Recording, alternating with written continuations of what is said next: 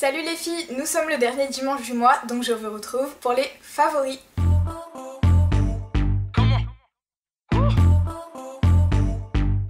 Si vous m'avez un peu suivi ces derniers temps, vous savez que ces favoris réunissent mes favoris du mois de mars et du mois d'avril.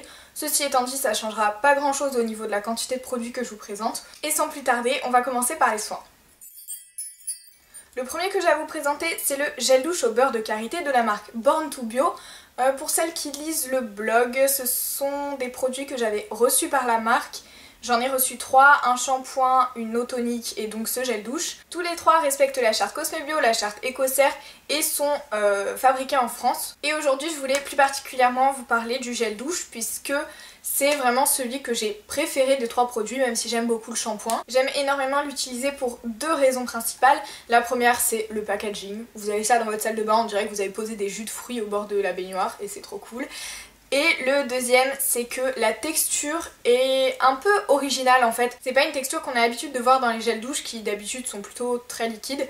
Là c'est vraiment une texture gel, mais une texture gel compacte. Enfin, je sais pas vraiment comment la décrire, mais le mieux c'est que vous voyez ça par vous-même. Les odeurs sont top aussi et pour du bio je trouve que ça mousse très correctement. Donc je suis vraiment très contente de ce gel douche. J'avais reçu il y a un petit moment maintenant le deuxième soin dans une Birchbox. Donc c'est un petit échantillon comme ceci. C'est un échantillon de l'herbe masque de Ménard qui coûte quand même super cher. Avant de me repencher sur ce produit, en fait je l'avais testé une fois il me semble et puis je l'avais complètement abandonné et donc j'ai bien fait de me repencher dessus parce que je trouve vraiment qu'il est génial. En fait c'est une sorte de masque gommage, vous laissez poser le masque environ 2-3 minutes il me semble et après vous massez votre visage quand vous rincez le masque et ça fait un petit gommage, il y a des microbilles roses et vertes un peu dedans. En général je le fais le soir et je l'enlève pas complètement, c'est à dire que j'enlève le surplus avec un coton et je dors comme ça sans crème hydratante par dessus ou quoi que ce soit. Et je dois dire qu'il a vraiment fait des petits miracles puisque j'en attendais rien de spécial étant donné ma première utilisation. Et au final au réveil la peau est repulpée, hydratée évidemment,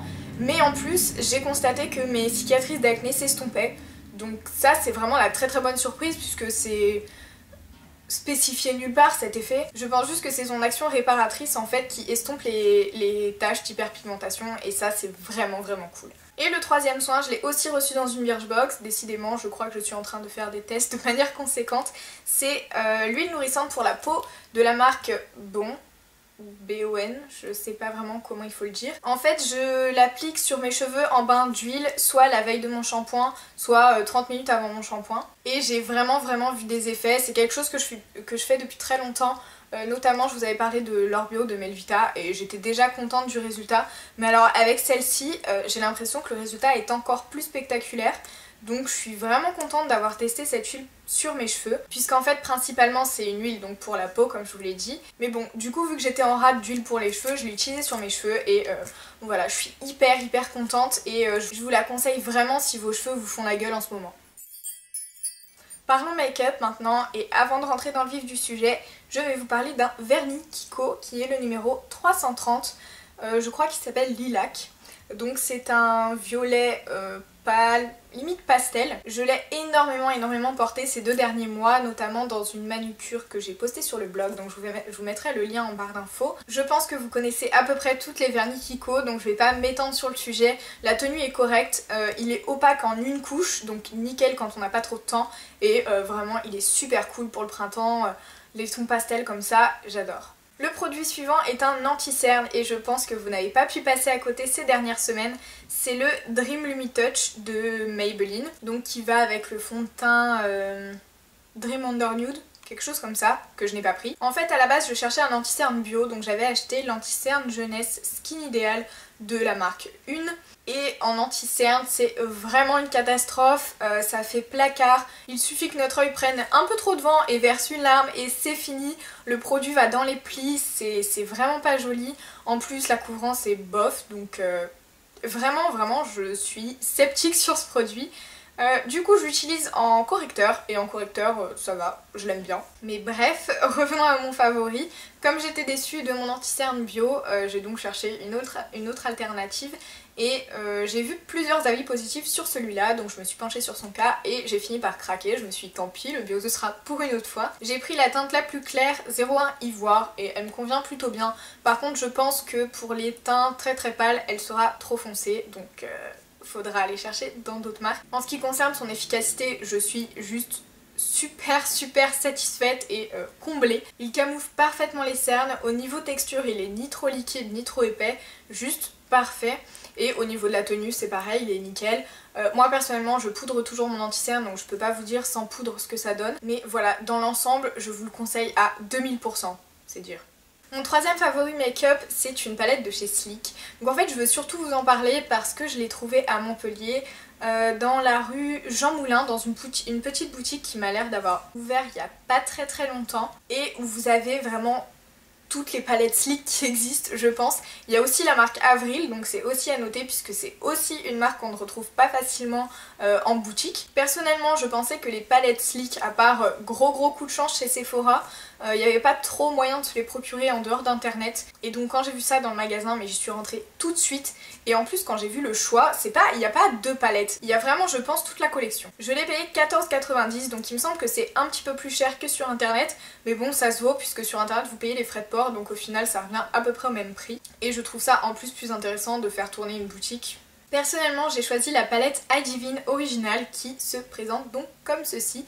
Donc ce sont des couleurs un peu flashy, hein. Il n'y a pas vraiment de neutre, enfin si, il y en a quelques-uns mais c'est pas la majorité de la palette. Après je ne pense pas en rester là parce que vraiment les fards sont ultra pigmentés. J'ai pas encore vraiment eu le temps de l'expérimenter à fond donc je peux pas vous en parler en profondeur. Je vous en parlais surtout pour vous dire qu'il y avait une boutique à Montpellier où il y a toutes les palettes Sleek. Là je pense que je vais en prendre une ou deux en plus, mais en attendant celle-ci c'est vraiment ma favorite. On passe maintenant aux favoris random et le premier c'est le magazine As You Like. Donc je pense que si vous suivez un peu les blogs, vous devez le connaître puisque c'est en fait le magazine de la plateforme Hello Coton. Avant j'étais abonnée à Bi mais ils ont changé leur formule et du coup j'ai annulé mon abonnement. Bref, j'étais vraiment en manque de magazine et c'est tombé à pic. Je l'ai dévoré mais super rapidement. Je le trouve hyper bien fait, hyper mignon et en plus ça permet au passage de faire découvrir quelques blogueuses en plus, donc c'est hyper cool. Deuxième favori random et c'est plutôt une collection. C'est la collection printemps-été chez Moa, donc j'y suis allée il n'y a pas très longtemps et j'ai trouvé entre autres ces petites boucles d'oreilles carrées que je trouve vraiment super mignonnes. Ces grosses boucles d'oreilles triangles, je pense que vous l'avez repéré depuis un petit moment dans la vidéo. Et ce collier donc qu'il y a derrière moi, je voulais pas qu'il s'en mêle alors du coup voilà. Donc avec un pendentif rond et un pendentif triangle et je le trouve vraiment super joli. J'ai pas vraiment l'habitude de mettre des colliers mais celui-là depuis que je l'ai, je le porte vraiment souvent. Après voilà, ces trois choses ne seront pas forcément les articles qui vous plaisent le plus mais vraiment dans l'ensemble je trouve que la collection est réussie, qu'elle fait pas trop cheap etc. Donc si vous avez l'occasion, allez faire un tour à Moa. Et mon dernier favori comme d'habitude sera une série et je vous ai choisi ce mois-ci la série Scorpion qui passe sur M6. Alors je vous avoue qu'au début, jusqu'à l'épisode 13 environ, j'ai suivi avec la télé française. C'est-à-dire que je regardais les replays sur M6, sagement, etc. Et puis à un moment, j'ai craqué, ça devenait trop long, donc maintenant je les regarde en anglais. Donc je suis un peu plus avancée dans la série qu'ils le sont sur M6. Mais c'est vraiment une série que je vous conseille. Au début, c'était plutôt superficiel dans le sens où les relations entre les personnages n'étaient pas forcément hyper approfondies, mais tout au long de la saison ça devient de plus en plus intéressant et vraiment j'adore quoi. Je pensais pas pouvoir me rattacher à une série comme ça parce qu'il existe quand même un paquet de séries et j'en ai essayé un paquet depuis que je suis privée de Bantalist ou alors que je suis à jour dans mes séries ou quoi. Et donc voilà, si vous êtes à court de séries, filez voir Scorpion. Voilà les filles, c'est tout pour mes favoris du mois. J'espère qu'ils vous ont plu. Si vous en avez testé certains ou si vous regardez Scorpion, dites-le moi dans les commentaires, ça me fera super plaisir de connaître votre avis. Et si vous en avez d'autres, n'hésitez pas à me le dire, si je peux faire des bonnes découvertes, c'est toujours bien. En attendant dimanche prochain, moi je vous fais des bisous.